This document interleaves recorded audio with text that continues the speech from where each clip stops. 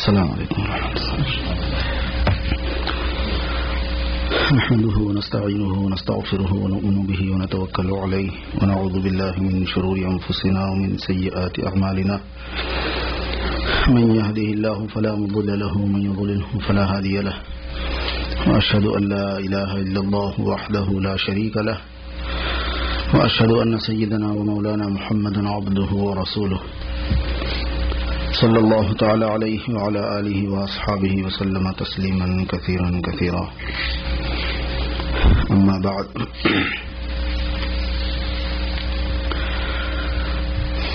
برادران اسلام،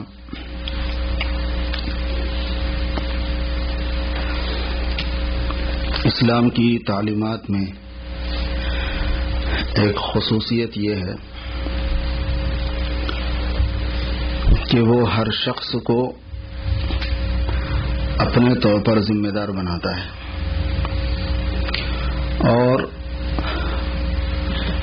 دوسروں کو نظر انداز کرنے کی اجازت نہیں دیتا۔ اس کا مطلب یہ ہوتا ہے کہ ذمہ داری اپنی بھی ہوتی ہے اور دوسروں کی بھی ہوتی ہے، اور وہ ہماری اپنی ذمہ داری ہوتی ہے۔ بعض مرتبہ ایسا ہوتا ہے کہ آدمی خود کی فکر کرنے والا ہوتا ہے، دوسروں کی نہیں کرتا، اس کی اسلام اجازت نہیں دیتا۔ بعض مرتبہ آدمی دوسروں کی فکر کرنے والا ہوتا ہے، خود کی نہیں کرتا۔ سارے جہاں کا درد ہمارے جگر میں ہے، اس کی بھی اجازت نہیں دیتا اسلام۔ اسلام ذمہ داری آدمی کی ذات پر بھی لگاتا ہے کہ تم اپنے طور پر ذمہ دار ہو، اور دوسروں کی ذمہ داری بھی اس پر لگاتا ہے، اور یہ دوسرے جن کی ذمہ داری انسان پر ہے، خود انسانوں کی بھی ہے اور جنات کی بھی ہے، کیونکہ وہ بھی حضور صلی اللہ علیہ وسلم کی امت ہے، اور جو جنات ہیں ان کی بھی اپنی ذمہ داری ایسے ہی ہے، اور جس کی جنات تک رسائی ہے اس کی ذمہ داری ہوتی ہے۔ جب ذات کی ذمہ داری ہوتی ہے آدمی کی، میری اپنی، تو پھر اس میں لوگ اپنی ذات کے بارے میں فکر کرنے میں غلطی کرتے ہیں۔ وہ یہ کرتے ہیں کہ اپنی ذمہ داری جو دنیاوی اعتبارات سے ہے اس کو محسوس کرتے ہیں، جو اخروی آخرت کے اعتبارات سے ہے اس کا زیادہ لحاظ نہیں کرتے۔ زیادہ کا لفظ میں نے احتیاطاً لگایا ہے، کیونکہ ایک بڑی تعداد کرتی ہے اور ایک بڑی تعداد نہیں کرتی ہے۔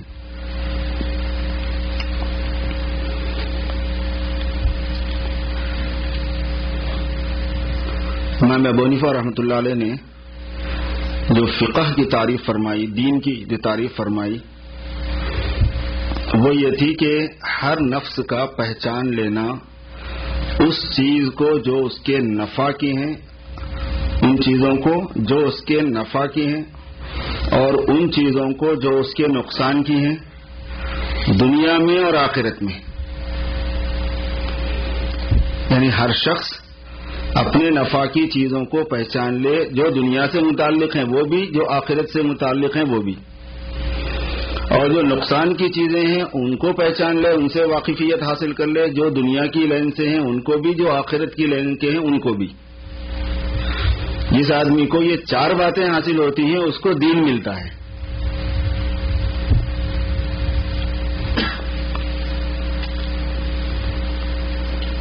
تو اگر اپنی فکر نہیں کریں گے تو بھی نقصان ہے آخرت میں، دوسروں کی فکر نہیں کریں گے تو بھی نقصان ہے آخرت میں، کیونکہ دوسروں کی فکر کی ذمہ داری جب ہم پر ہے تو ذمہ داری کے بارے میں تو پوچھا جائے گا۔ ذمہ داری تو پوچھی جانے والی چیز، ذمہ داری کہتے ہیں اس کو جس کے بارے میں جس کا سوال ہوگا اور جس کا جواب آدمی کو دینا پڑے گا، اور اگر جواب نہیں دیا تو وہ سزا کا مستحق ہوگا۔ اب سزا کتنی ہوتی ہے نہیں ہوتی ہے وہ سزا دینے والے کو معلوم ہے کہ ہر آدمی کے ساتھ پرسنل معاملہ کیسے کیا جانے والا ہے، وہ تو وہ جانتے ہیں۔ مگر جو ضابطہ انہوں نے بتایا وہ سنانے کو ہوتا ہے، وہ عمل کرنے کو ہوتا ہے، وہ بتانے کے لیے ہوتا ہے، وہ تبلیغ کے لیے ہوتا ہے، وہ تعلیم کے لیے ہوتا ہے، وہ تذکیر کے لیے ہوتا ہے۔ ضابطہ تو سنانا پڑتا ہے، کیونکہ ضابطے والی کارروائی ہو سکتی ہے کسی سے، اصولاً ضابطے والی ہی کارروائی ہوگی۔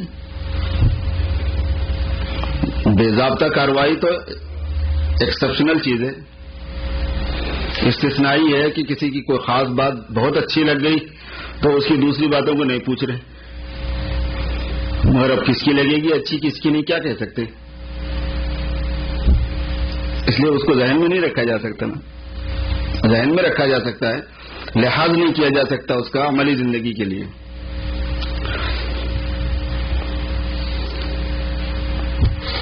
اور آخرت میں جو کامیابی ہوگی انسان کی وہ اس کی ذاتی ذمہ داریوں کی بیس پر ہوگی،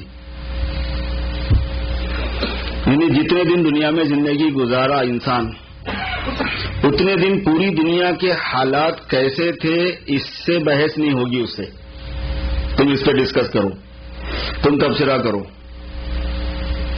مسلمانوں کے ساتھ کیا ہو رہا تھا، غیروں کے ساتھ کیا ہو رہا تھا، اپنے کیا کر رہے تھے، پرائے کیا کر رہے تھے، فلاں ملک والوں نے کیا کیا، فلاں لوگوں نے کیا کیا، یہ نہیں پوچھا جائے گا ہم سے۔ آخرت کی کامیابی اور آخرت میں انسان کو جو نجات ملنے والی ہے وہ اس کی ذات کی بنیاد پر پرسش پر ہوگی۔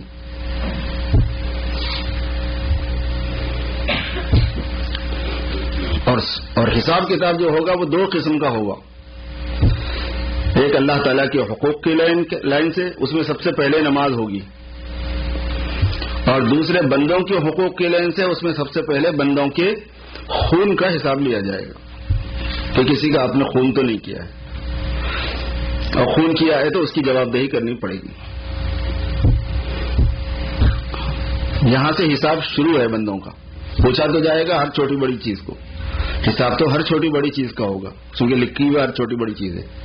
مال ھذا الکتاب لا یغادر صغیرۃ ولا کبیرۃ الا احصاها، کیا ہوا اس کتاب کو کہ اس نے نہ کوئی چھوٹی بات چھوڑی ہے نہ کوئی بڑی بات چھوڑی ہے، مگر سب کو اس نے شامل کر لیا ہے۔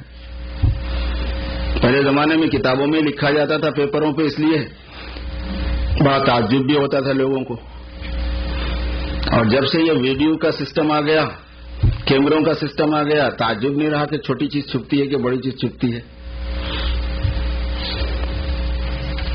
اور حق تعالی شانہ جو دنیا نے انسانوں نے اپنے طور پر ایسے ایسے کیمرے بنا لیے ہیں کہ لوگوں کو پتہ بھی نہیں چلتا اور سب ہو رہا ہوتا ہے، تو اللہ تبارک و تعالیٰ کی ذات عالی کا کیا نظام ہے وہ تو اللہ ہی جانتے ہیں، اللہ تعالیٰ ہی کو معلوم ہے۔ ایک کیمرے انہوں نے لگائے ہیں کہ ہزاروں کیمرے انہوں نے لگائے ہیں۔ دنیا تو یہ کرتی ہے کہ آدمی ایک کام کرتا ہے، کیمرے سے اس کو کیچ کیا جاتا ہے۔ اللہ پاک نے جو سیٹ اپ کیا ہے کہ جس چیز سے کام کر رہا ہے اسی کو کیمرہ بھی بنایا ہوا ہے۔ کان سے جو سنے گا تو کان خود ہی کیمرے کا کام کرے گا کہ جی میرے سے یہ سنا اس نے، قرآن پاک میں ہے۔ زبان سے کوئی بات کہی گئی، زبان خود کیمرے کا کام کرے گی، جی اس نے یہ کہا ہے مجھ سے۔ اب آنکھ اپنی گواہی دیں گے، ہاتھ اپنی، پیر اپنے، جسم کی پوری جلد گواہی دے گی۔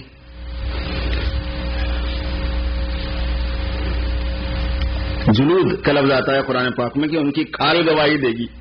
اب کھال کو ہٹا کے کرو کچھ۔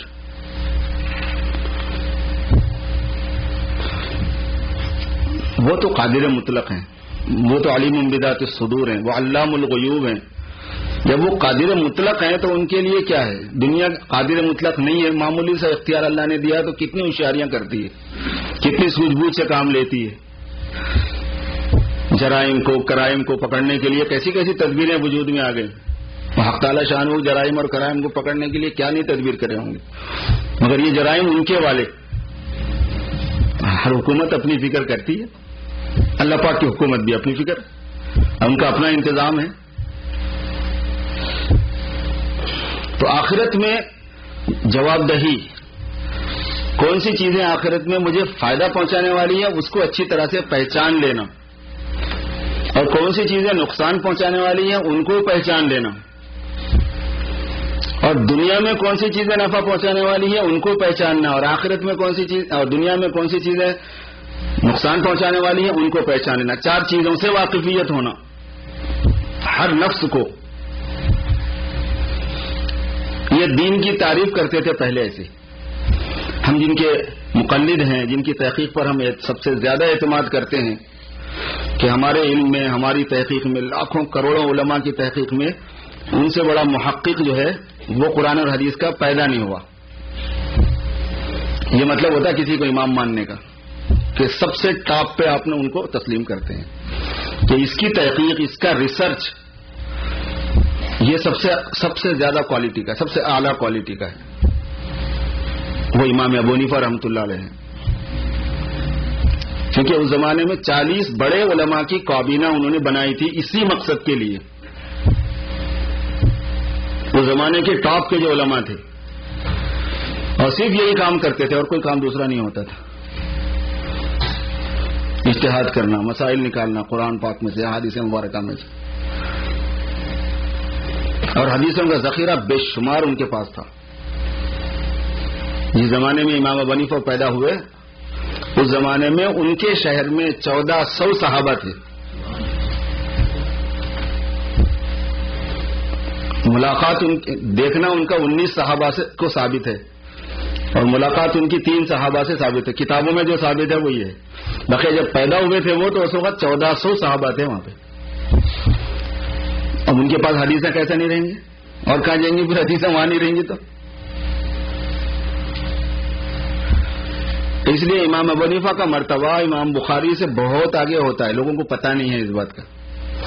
امام بخاری، امام مسلم ان کے بچوں کے بچوں کے بچوں کے بچوں کے بچوں کے برابر ہیں. 6 واسطے کے بعد آتے ہیں امام بخاری.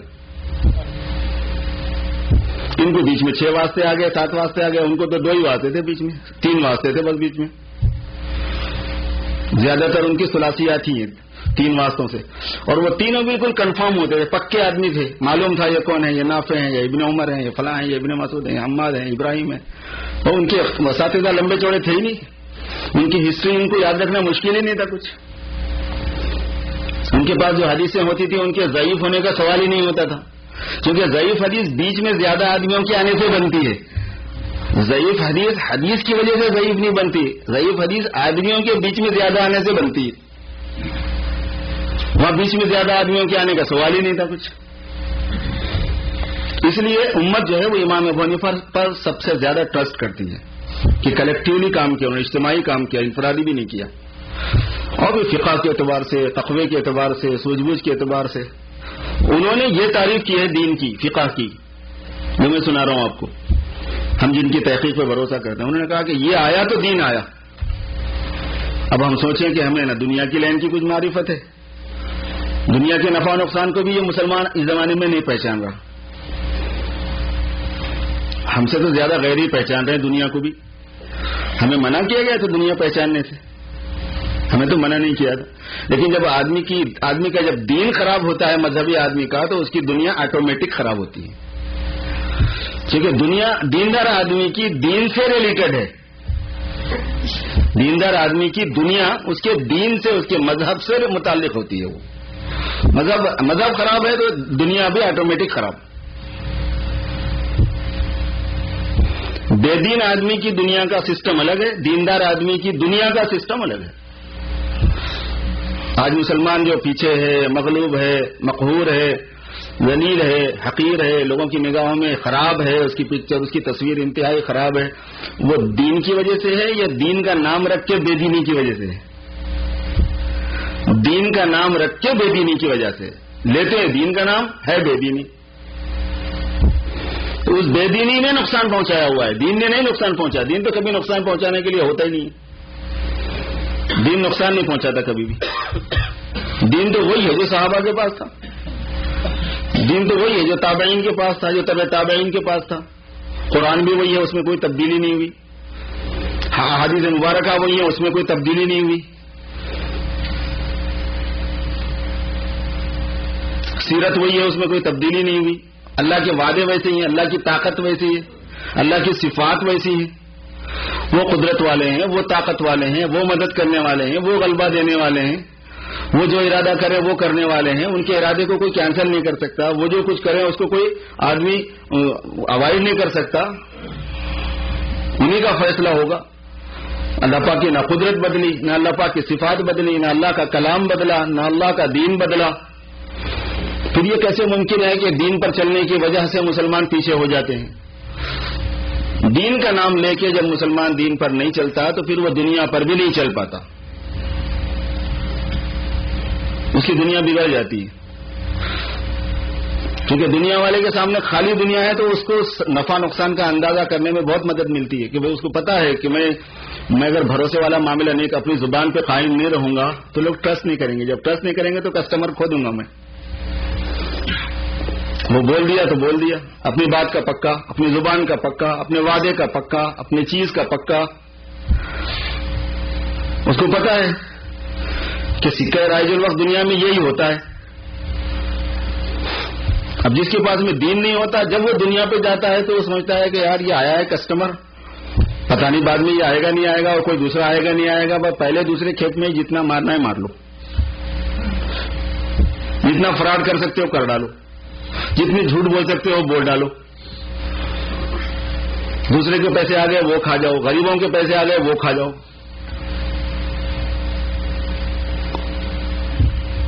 مظلوموں، غریبوں، سیلاب زدوں، پریشان حالوں، زلزلوں سے متاثرین کے لیے پیسہ جائے تو کھا جاتا ہے آدمی، یعنی اتنا بے ضمیر ہو جاتا ہے، انسانیت سے اتنا گر جاتا ہے کہ ان غریبوں کا پیسہ کھا جاتا ہے، اور ہاتھ کنگن کو آرسی نہیں، کوئی ہمارے لیے کوئی نئی چیز نہیں ہوتی ہے۔ یہ دین کا نام لینے کے بعد جب دنیا پہ جاتا ہے نا تو اس کو خود دنیا نہیں سمجھ میں آتی، اس کی دنیا ڈسٹرب ہوتی ہے، اسے اندازہ ہی نہیں ہوتا کیا کرنا ہے کیا نہیں کرنا۔ ہماری دنیا اس لیے کرتے نہ تھے، اس لیے برباد ہے، تو اس لیے دین دنیا بھی سکھاتا ہے اور دین آخرت بھی سکھاتا ہے۔ پکی دینداری، پختہ دینداری معاملات کو بھی صاف کرتی ہے، عقیدوں کو بھی صاف کرتی ہے، عبادات کو بھی صاف کرتی ہے، اخلاق کو بھی درست کرتی ہے، معاشرت کو بھی درست کرتی ہے۔ سب چیزوں کے اعتبار سے آدمی ایک طرف ہوتا ہے، وہ اس کا رخ اللہ رب العزت کی طرف ہوتا ہے۔ ان کو سامنے دیکھ کے وہ پوری مخلوق کو دیکھتا ہے کہ یہ الخلق و عیال اللہ، یہ اللہ کی مخلوق ہے اور میرا ہر کیس اور ہر معاملہ اللہ رب العزت کے سامنے ہے، تو میں کسی اور کو جواب دے اصلاً نہیں ہوں، اصلاً جواب دے تو میں اللہ پاک کو ہوں۔ جب میں اللہ رب العزت کو جواب دے ہوں تو ان سے تو کوئی چیز چھپی ہوئی نہیں ہے، تمہیں کیا چیز چھپا سکتا ہوں، میں کیا چیز کی غلط بیانی کر سکتا ہوں۔ جب دین مضبوط ہوتا ہے تو دنیا بھی صحیح ہوتی ہے اور اس کی فہم بھی آتی ہے، کیونکہ دین کی مضبوطی کے ساتھ میں یکسوئی اور کنسنٹریشن بہت رہتا ہے۔ اور آج کل جو ہمارے حافظے خراب ہیں، فکر خراب ہے، سوچ خراب ہے، بول کچھ رہے ہیں، ہو کچھ رہا ہے، کر کچھ رہے ہیں، کاروبار میں بھی یہی ہو رہا ہے، تو اس کی وجہ کیا ہے؟ اتنا ڈیوائڈ ہو گیا، اتنا بٹ گیا ہے دماغ کہ اس کی وجہ سے آدمی کیا نہیں ہے، ایک طرف ہے نہیں دماغ اللہ پاک کی طرف۔ تو دین ہماری دنیا کو صحیح، ہمارا دین ہماری دنیا کو بھی صحیح کرتا ہے۔ جتنی دینداری میں مسلمانوں میں مضبوطی آئے گی، ان کے دین میں مضبوطی آئے گی، ان کے اسلام میں پختگی آئے گی، صالح پنا آئے گا، اخلاص آئے گا، خلوصیت آئے گی، اس میں دوسری چیز ملے گی نہیں، اتنی ان کی دنیا بھی سنورتی چلی جائے گی۔ اس لیے اسلام پہلے انسان کو جواب دہ بناتا ہے اس کی اپنی ذات کا، کہ تم پہلے اپنی ذات کی فکر کرو، قو انفسکم، بچاؤ اپنے کو، وَأَهْلِيكُمْ نَارًا، اس کے بعد اپنے گھر والوں کو آگ سے۔ اور اللہ کے پاس میں آگ سے بچانا ہی اصل چیز ہے۔ دنیا کے حالات جو اللہ کے حساب سے دنیا کے حالات میں شماری نہیں ہوتے ہیں۔ جیسے شکاگو میں رہنے والوں کے لیے برف پڑنا حالات میں شماری نہیں ہوتا، برف تو پڑتی رہتی ہے یہاں پہ، لیکن ہمارے ملکوں میں اگر پڑ جائے تو بڑے حالات آ جاتے ہیں اس دن، وہی برف پڑ گئی آج۔ حق تعالی شانہ کے لیے پوری دنیا کے حالات کچھ بھی نہیں ہیں، اصل حالات تو یہ ہے کہ آخرت میں آدمی آگ سے بچے، اس کے بچے آگ سے بچ جائیں۔ قوا انفسکم واہلیکم نار۔ اور دوسری جگہ فرمایا علیکم انفسکم لا یضرکم من ضل اذا اهتدیتم، تمہارے ذمے تمہاری اپنی نگرانی ہے، تم پر تمہاری نگرانی ہے. لا یضرکم من ضل، جو گمراہ ہونے والے ہیں وہ تمہیں نقصان نہیں پہنچا سکتے اذا اہتدیتم، جب تم ہدایت پر رہو. میں ہدایت پر ہوں یا نہیں اس کی فکر آ جائے اور ہر چیز میں ہدایت پر ہو جاؤں، کیونکہ ہدایت بہت سی قسموں کی ہوتی ہے. ہر عمل میں اللہ کے مرضی کے مطابق کام ہونا یہ ہدایت ہوتی ہے ہر عمل کی. ایک جنرل ہدایت ہوتی ہے، ایک اسپیسیفک خاص ہدایت ہوتی ہے. نماز کی ہدایت الگ ہے، روزے کی، زکوٰۃ کی، حج کی، عقیدوں کی، عبادات کی، معاملات کی، معاشرت کی، اخلاق کی، ڈیلنگ کی، کاروبار اور تجارت کی، نوکری کی، بزنس کی، شادی بیاہ کی، خوشی اور غم کی، دعوتیں کرنے کی، دعوتیں قبول کرنے کی، کھانا کھلانے کی، کھانا کھانے کی، پہننے کی، پہنانے کی، غریبوں اور مسکینوں کو صدقہ اور خیرات کرنے کی، دین کے کام انجام دینے کی ہدایت الگ الگ ہوتی ہے. لا یضرکم من ضل اذا اہتدیتم، جو گمراہ ہوگا وہ تمہیں نقصان نہیں پہنچائے گا بشرطے کہ تم ہدایت پر ہو. نقصان نہیں پہنچا سکتا ہوں. اب نقصان نہیں پہنچا سکتے کے معنی میں ایک بات یہ ہوتی ہے کہ بظاہر اگر ایک بڑی تعداد مسلمانوں کی غالب تعداد ایسی ہو جائے تو پھر دنیا میں بھی کوئی ان کا نقصان نہیں پہنچا سکتا، اور اگر غالب تعداد ایسی نہیں رہی اور کوئی دنیا میں ان کو نقصان پہنچانا چاہے تو ان کے مغلوب ہونے کی وجہ سے انہیں نقصان پہنچ سکتا ہے، مگر یہ نقصان بھی ان کے فائدے کا ہوگا. یہ نقصان گمراہوں کا نقصان، گمراہوں نے نقصان پہنچا دیا ہدایت یافتہ کو. اس میں ہدایت یافتہ کا کیا نقصان ہوا سمجھ رہے ہیں؟ کچھ بھی نقصان نہیں ہوا. کیا شکل ہوتی ہے اس کی شکل یہ ہوتی ہے کہ جو نقصان ہو گیا اس کی تلافی اللہ پاک فرما دیتے ہیں اپنی طرف سے. جیسے انشورنس کمپنی اگر بہت اچھی ہے اور دکان جل گئی تو یہ دکان جلنا تو نقصان ہے نا بھائی، مکان جلنا تو نقصان ہے، مگر کتنے لوگ ہیں جو اس جلنے سے خوش بھی ہیں، خوش ہوتے ہیں کہ یار جلی جائے، کیونکہ انہیں پتا ہے کہ اس نقصان میں فائدہ زیادہ ہے. بنایا بہت سے لوگوں نے، بنایا نہیں مطلب جان بوجھ کے تو نہیں بنایا ہوگا، ہم مسلمان سے کیوں بدگمانی کریں، بن گیا. ابھی کل ایک صاحب بتا رہے تھے کہ بس وہ بس رکی تھی ان کی، ایک صاحب کی بچے کی اسکول کے، اور وہ بچہ جو ہے نا ابھی پوری طرح رکی نہیں تھی، بچہ اتر گیا تو گر گیا. اب انہوں نے لاسوٹ فائل کر دیا، کہنے کے بس 2 سال ہوئے ہیں، مکان بھی پیڈ آف ہو گیا ہے، وہ بھی ہو گیا ہے، وہ بھی سنا رہے تھے وہ کہانی. بعض مرتبہ نقصان نہیں ہوتا وہ، کیونکہ اس میں بڑا فائدہ ہوتا ہے. وہ ہڈی تھوڑا سا فریکچر آیا تھا، وہ تو 15 دن میں صحیح ہو گیا، 2-3 ہفتوں میں. ایسے اس کی جان کو نقصان پہنچ گیا ہدایت یافتہ کی، مال کو نقصان پہنچ گیا، اس کی عزت کو نقصان پہنچ گیا، تو حق تعالی شان جو جان دیں گے، حق تعالی شان جو مال دیں گے، حق تعالی شان جو عزت دیں گے، وہ تو کہے گا کہ یار دنیا میں اور تھوڑا زیادہ ہی ہو جانا تھا. اور یہ حدیث شریف میں کہ دنیا میں جب دنیا کے نقصانات کی تلافی اللہ رب العزت فرمائیں گے اور بندہ اپنے نقصانات کو دیکھے گا تو کہے گا کہ کاش مجھے نقصان ہی ہوا کرتا دنیا میں. اہل مصیبت پر جب انعامات اللہ فرمائیں گے کہ تجھے یہ بیماری تھی، یہ مصیبت تھی، یہ پریشانی تھی، یہ لے لے، اس کے بعد یہ لے لے، تو نے صبر کیا، تو نے میری آزمائش پر صبر کیا، میں آزما رہا تھا، تجھے ٹیسٹ کر رہا تھا مگر تو کامیاب نکلا، یہ لے لے، یہ لے لے. حدیث شریف میں آتا ہے کہ بندہ کہے گا کہ کاش دنیا میں میری ایک دعا بھی قبول نہ ہوتی، اور کاش دنیا میں میری کھال کو قینچیوں سے کاٹا گیا ہوتا. کیونکہ آج اس کو ملتے ہوئے پتہ لگ رہا ہے کہ جس لیول کی مصیبت پریشانی آئی اس لیول سے اللہ پاک نے اس کو نوازا. تو وہ کہے گا کہ اور تھوڑی دن کی بات تھی، اور تھوڑا بھگت لیتا تو اور نواز دیا جاتا. یہ لا یضرکم من ضل اذا اہتدیتم، اگر تم ہدایت پر رہو گے تو جو گمراہ ہوا ہے وہ تمہیں نقصان نہیں پہنچا سکتا، کیونکہ اگر وہ نقصان بھی پہنچایا تو اس میں تمہارا فائدہ ہو جائے گا. ایک آدمی نقصان پہنچانا چاہتا ہے، دوسرے کا فائدہ ہو جاتا ہے. ہمارے ایک دوست ہیں، ان کے داماد کہنے لگے کہ میں جہاں پہ جاب کرتا تھا وہاں لوگوں کو جلیسی ہو گئی اور میرے خلاف انہوں نے بڑی کارروائیاں کی اور میرے تبادلے کا جو ہے کہ ٹرانسفر کر دیا، مجھے میرا جاب بدل دیا دوسری جگہ پر. میں چاہ رہا تھا کہ نہ بدلے، وہ لوگ چاہ رہے تھے کہ بدل جائے. تو کہنے لگے بالآخر آرڈر آ گیا تبادلے لے کر، اور کہنے لگے آرڈر کہاں آیا پتا ہے؟ میرے وطن میں آیا. تو انہوں نے مجھے دھکیلا اور میں جا کے گھی کے گڑے میں گرا. وہ کہہ رہا تھا کہ میرے دونوں ہاتھ گھی میں آ گئے، سسرال بھی میرا وہی ہے، میکے بھی میرا وہی ہے، میں تو اپنے وطن میں ہوں. انہوں نے تو میری بدکاری کی، لیکن اللہ پاک نے اس میں سے ایسا خیر کا راستہ نکال دیا میرے لیے. لا یضرکم من ضل اذا اهتدیتم. اس لیے کیا ہے، ہر فرد اپنا ذمہ دار ہے پہلے مرحلے میں، اور دوسرے مرحلے میں اس کے ساتھ یہ ہوتا ہے کہ پھر وہ ہر انسان باعتبار اسلامی ذمہ داریوں کے سب دوسروں کا بھی ذمہ دار ہے، کیونکہ یہ اللہ کا نائب ہے، اللہ کا خلیفہ ہے، اور اللہ کے نائب کا فرض یہ ہے کہ وہ نیابت انجام دے کہ ساری مخلوق کو اللہ کی بندگی پر لائے. کوشش کرے اس کی کہ سب بھی اللہ کے میں بھی بن رہا ہوں، سب بھی بنے. اللہ کے سامنے جھکانا، اللہ کی بندگی کا جذبہ پیدا کرنا، یہ نیابت کی ذمہ داری ہے. ہم اب تعالیٰ کے نائب ہیں.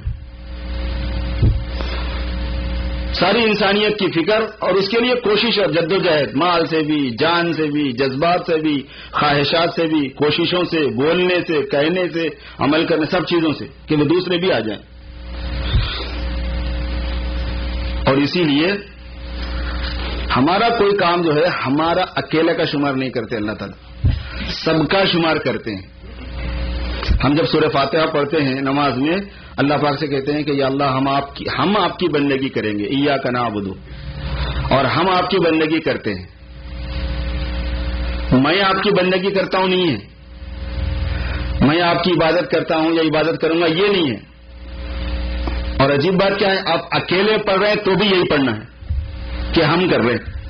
وہ کیا چیزیں ہم وہ جو ہم ہے، علماء نے فرمایا کہ وہ ہم پوری کائنات کی نمائندگی والا ہم ہے. وہ ایک انسان پوری کائنات کی نمائندگی کرتا ہے، چونکہ یہ خلاصہ ہے، یہ جز ہے پوری کائنات کا. وہ ترجمانی کرتا ہے کہ پوری کائنات جو پیدا کی گئی، چونکہ اس کا میں ست اور خلاصہ ہوں، اس کا اشرف ترین فرد ہوں، پوری کائنات میری مسخر ہے، لہذا میرا ہر کام کائنات کی طرف سے شمار ہوگا نمائندگی کے طور پر. نعبدو، ہم عبادت کرتے ہیں، عبادت کریں گے آپ. ہم مدد چاہتے ہیں، مدد چاہیں گے آپ سے ہی، آپ ہی سے کریں گے اور کسی اور سے. جمع کا صیغہ کیوں ہے؟ مفسرین کہتے ہیں جمع کا صیغہ اس لیے ہوتا ہے، اس لیے ہماری ذمہ داری میرے دوستو دین کی محنت کی بھی ہے. بس وقت ہو گیا، پتہ کیسے جلدی نکل گیا. سنتیں پڑھ لیجیے. اللہ پاک ہم سب کو عمل کی توفیق دے.